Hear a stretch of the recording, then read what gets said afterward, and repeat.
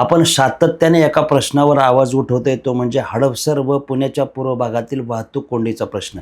अतिशय गंभीर आणि त्रासदायक बनलेला हा प्रश्न.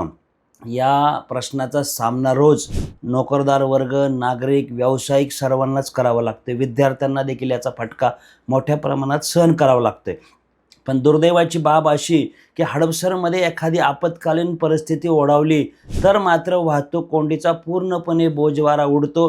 पूर्ण रस्ते ब्लॉक असतात. आत्ताच्या रात्रीच्या दरम्यान घटना घडली. मगरपट्ट्यामध्ये कालवा फुटला, रस्त्यावर पाण्याचा पूर होता.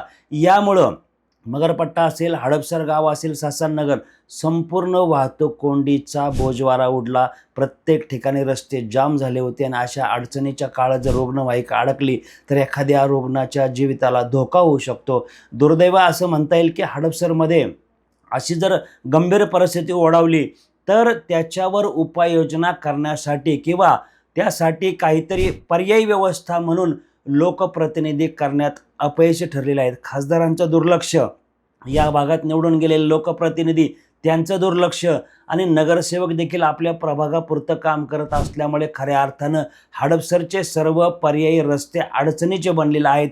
प्रत्येक ठिकाणी अनधिकृत दुकाने, अनधिकृत पथारी व्यावसायिक, अतिक्रमण, त्यामुळे रिक्षावाल्यांची अस्ताव्यस्त पद्धतीने रिक्षा लावणे, व्यवसाय करणे, यामुळे हडपसरच्या वाहतुकीचा प्रश्न अतिशय गंभीर बनत चालला आहे. मात्र वाहतूक पोलीस गप्पा मारण्यात, मार्च एंडिंगच्या पावत्या करण्यात आणि किंवा त्यांचं टार्गेट पूर्ण करण्यात व्यस्त असतात.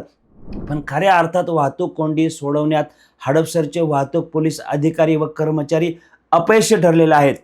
प्रत्येक चौकात हे वाहतूक पोलीस टाइमपास करत असतात, परंतु वाहतूक कोंडीचा प्रश्न सोडवण्यासाठी पुढाकार घेत नाहीत. रोकठोक महाराष्ट्राला सबस्क्राईब करा आणि बेल आयकॉनवर क्लिक करायला विसरू नका.